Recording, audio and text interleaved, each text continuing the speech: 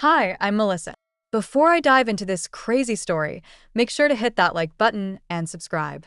Trust me, you won't want to miss this wild ride. So, here's a bit about me. I'm a 38-year-old single mom, working hard as a paralegal to give my daughter Allison the best life possible. It's been just the two of us since my ex, Jack, decided that fatherhood wasn't for him when Allison was 5. Fast forward to now. Allison's 17, and the light of my life. She's smart, kind, and beautiful inside and out. When Allison told me about prom, I was over the moon. Mom, Tyler asked me to prom, she squealed after school one day. I hugged her tight and said, "That's amazing, sweetie. We need to find you the perfect dress." Little did I know that dress would cause more drama than I ever imagined. You see, there's a catch to our little family. My ex-mother-in-law, Barbara, and my ex-sister-in-law, Karen, are still in our lives. don't ask me why. It's complicated. Let's just say they're about as pleasant as a root canal without anesthesia. When Allison mentioned prom at our monthly family dinner, you should have seen their faces. Barbara pursed her lips. Prom? Isn't that a bit frivolous? Karen chimed in. Yeah, shouldn't you be focusing on college applications? I bit my tongue, but Allison, bless her heart, stood her ground. I can do both, Aunt Karen. I'm excited about prom. The tension was thicker than Barbara's infamous meatloaf. Later, while dress shopping, Allison found this gorgeous blue gown that made her eyes sparkle. "Mom, it's perfect," she gushed. I checked the price tag and winced. It was steep, but seeing Allison's face, I knew it was worth it. "You're going to be the belle of the ball, sweetie," I said, swiping my credit card. We showed Barbara and Karen the dress. Their reactions were interesting. Barbara sniffed. "It's a bit revealing, don't you think?" Karen added, "And that color, it's not really your best, Allison." I saw Allison's face fall and felt my blood boil. "I think she looks beautiful," I said firmly. Over the next few weeks, Allison was all about prom prep. She and her friends were constantly chatting about corsages, limos, and after-parties. But every time Barbara or Karen were around, they'd make these little digs. "You're not wearing heels, are you? You'll tower over poor Tyler," Karen would say. Or Barbara would chime in with, I hope you're not planning on staying out too late."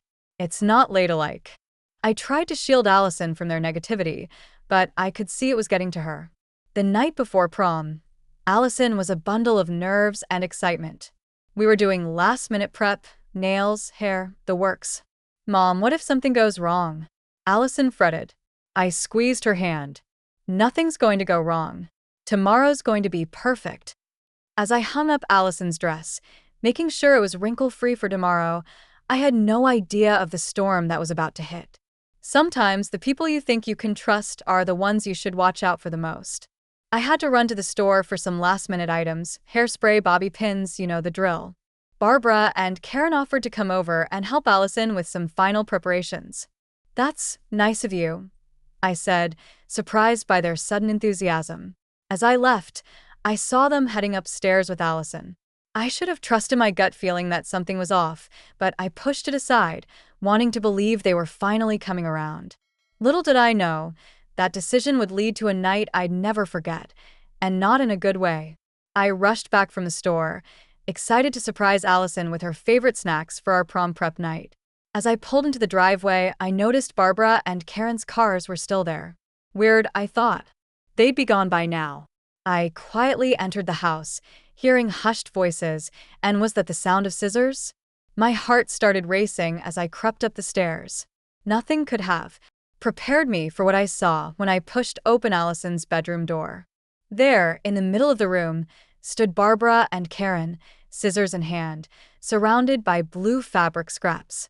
My daughter's beautiful prom dress lay in ruins on the bed. "What the hell are you doing?" I screamed, dropping the shopping bags. Barbara and Karen whirled around, faces pale.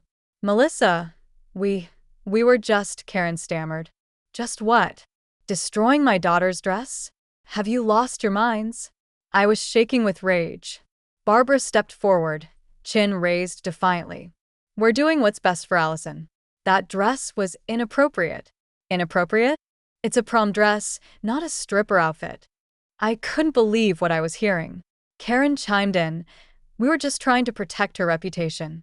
You wouldn't understand. Suddenly, memories flooded back. The snide comments about my parenting, the accidental spills on Allison's favorite clothes, the times they'd conveniently forgotten to pick her up from school. It all made sense now. You've always been jealous, I realized aloud. You can't stand to see Allison happy. Barbara scoffed. Don't be ridiculous. We love Allison. Love? This isn't love. This is control and manipulation, I shot back. Just then, I heard a gasp from the doorway. Allison stood there, eyes wide with horror as she took in the scene. My dress, she whispered, tears welling up. I rushed to her side, pulling her into a hug. Oh, sweetie, I'm so sorry. Allison broke down, sobbing. Why would they do this? Grandma? Aunt Karen? How could you? Barbara had the audacity to look offended. We were trying to help, dear. That dress was much too revealing. Get out, I growled, my voice low and dangerous. Get out of my house. Right now. Karen tried to protest.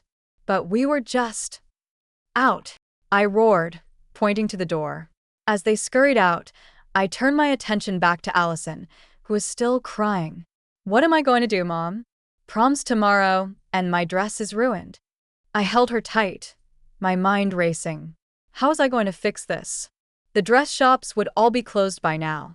We'll figure something out, sweetie. I promise, I said, trying to sound more confident than I felt. As I comforted my heartbroken daughter, I knew one thing for certain. Barbara and Karen weren't going to get away with this. They'd finally gone too far, and it was time they faced the consequences of their actions.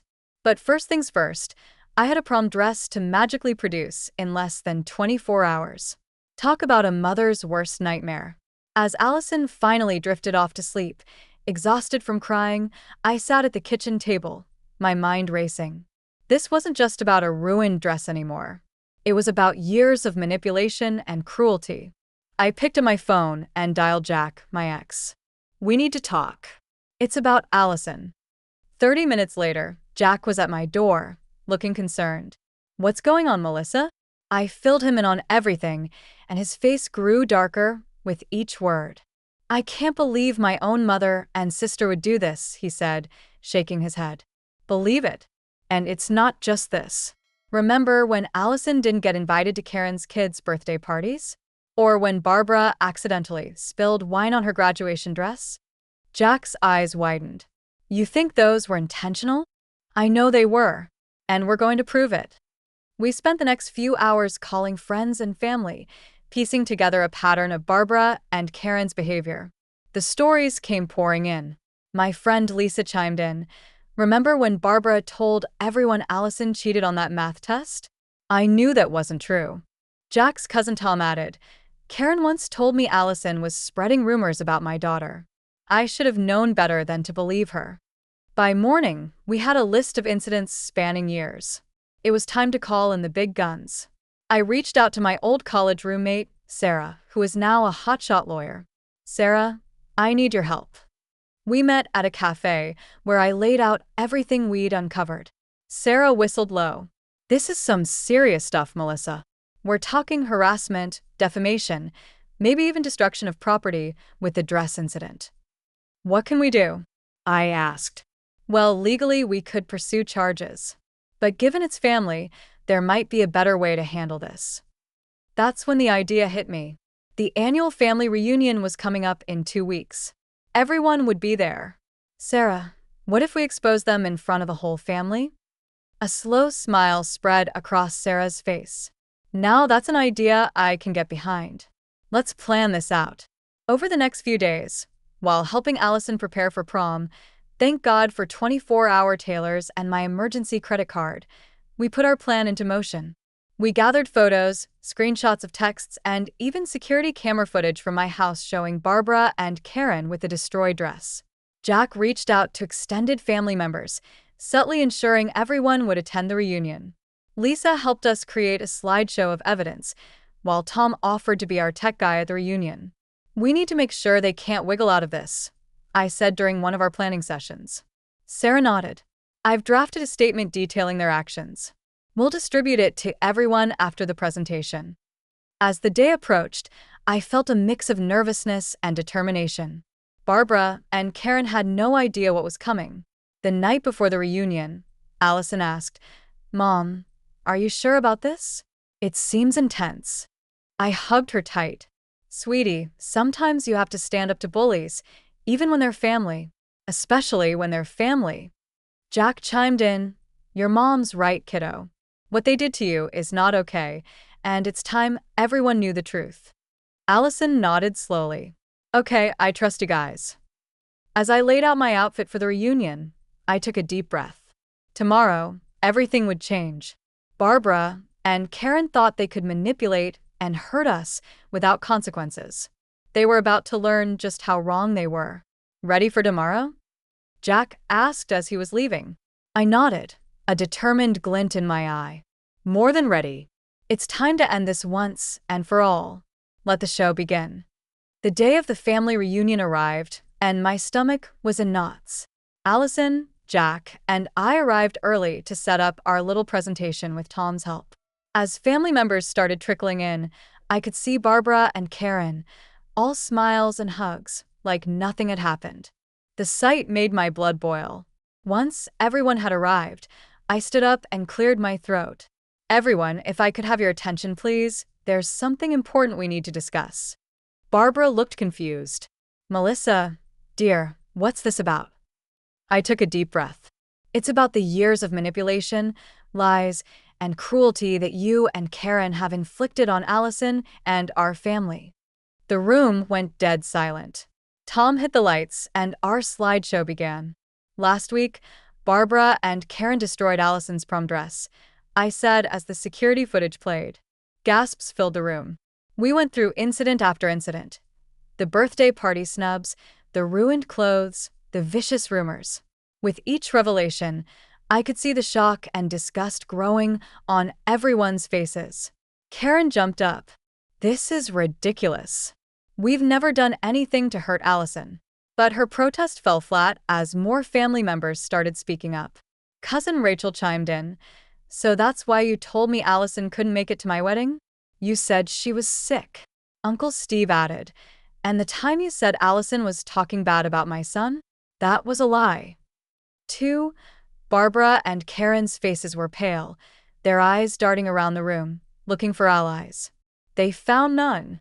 Sarah stepped forward, her lawyer mode in full swing. "What you've done constitutes harassment and defamation, not to mention the destruction of property. We have grounds for legal action." Barbara scoffed. "You wouldn't dare. We're family." I locked eyes with her. "Family doesn't do what you've done. You've left us no choice." The fallout was immediate. Other family members started sharing their own stories of Barbara and Karen's manipulations. It was like a dam had broken. In the end, we didn't need to press charges. The family decided on their own to cut Barbara and Karen out. No more invitations. No more contact. Allison's prom night was a triumph in her new dress, even more beautiful than the first. She was radiant. "Mom," she said as she was leaving, "thank you for everything." I hugged her tight, fighting back tears. "Always, sweetie. I'll always have your back." Later that night, as I reflected on everything that had happened, I realized something important. Standing up to toxic people, even family, isn't easy, but it's necessary for ourselves and for the people we love. And that's the end of Melissa and Allison's story. Now, I've got a question for you. Was Melissa justified in exposing Barbara and Karen's behavior to the entire family, or should she have handled the situation more privately? Is public confrontation ever the right approach when dealing with toxic family members? Share your thoughts in the comments below. Your perspective could help others facing similar family conflicts. If this story resonated with you and you want to hear more like it, hit that like button and subscribe to our channel.